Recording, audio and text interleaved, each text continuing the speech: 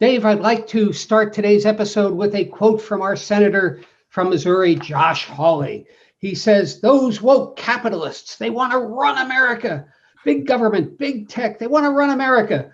We've got to stop them, and we've got to stop them right now. And of course, he's talking about the big technology companies, including, Google, Facebook, Apple, Twitter.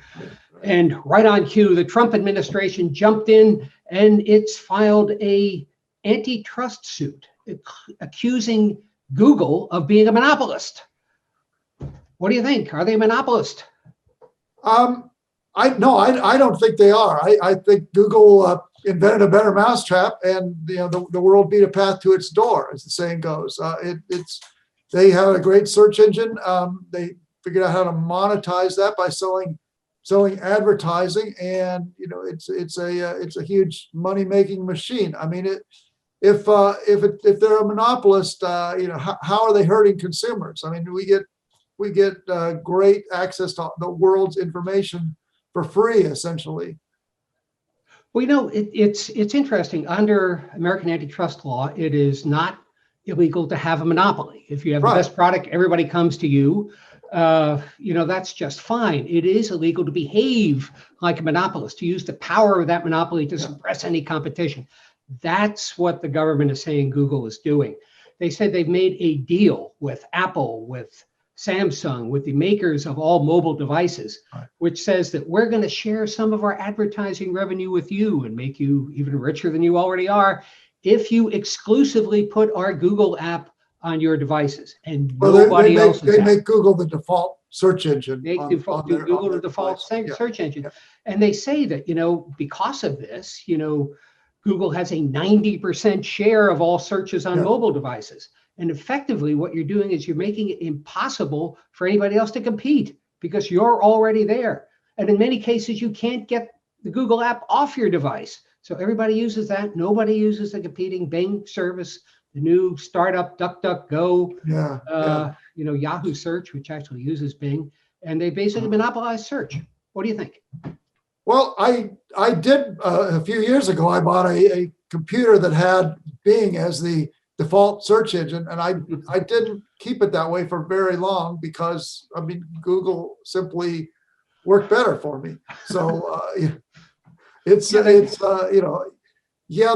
are incentivizing these device manufacturers to install their search engine as the default, but I think they've also got just a huge technology advantage that's going to keep them dominant, even if the government succeeds in getting them to change some of these practices. I mean some of the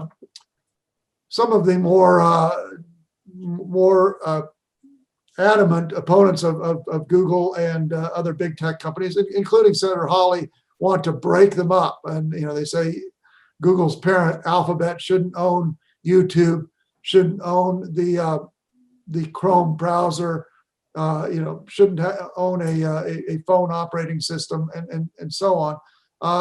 I would be surprised if it comes to that. I think you might get some behavioral remedies out of this. That's what happened with the Microsoft suit 15 or 20 years ago. Microsoft agreed to share some of its code with other app makers, and they did not break up Microsoft. Well, the interesting thing about this is, American antitrust law is aimed at the consumer generally. If you're saying, does this hurt the consumer? Does it cost the consumer more? It's hard to make that argument here since Google is free to the consumer. What the government seems to be saying is you're hurting the advertisers because you have an essential monopoly over search advertising. Nobody else can compete with you. Therefore, as the government says, the advertisers have to pay more. Well, I'm not even sure they can make that case very well. I mean, Google has competition for advertising. You can advertise on Facebook, you can advertise on Amazon, you can advertise on any number of websites. Google just happens to be more effective for many advertisers, so that they get a large share of that market. It's as you said. I think the focus on consumers is appropriate. That's who antitrust law should protect, and it's very hard to posit consumer harm here. Google has made life a lot easier for us consumers. Then again, you can make the argument that there may be a better Google out there, somebody who would do search even better than Google. I mean, it's hard to imagine it, but it's possible. You have something like DuckDuckGo, which is a small company that says we'll do search with better privacy options for you. If you have Google locking up, all of these mobile devices, can DuckDuckGo or Bing, or especially a small startup, can they ever get a grounding so they could ever be a better Google? Because Google's locked up all the money. Well, no, that's the interesting question that will be argued in this case. And as I said, you might end up with some behavioral remedies that limit those payments that Google shares with the device manufacturers. That would be one possible outcome, but I can't imagine that. Limiting, Google's size or reach. They're simply, I mean, when we talk about looking up something on the internet, we say we're going to Google it. We don't say we're going to Yahoo it, or and there were search engines before Google, but they weren't as good. They've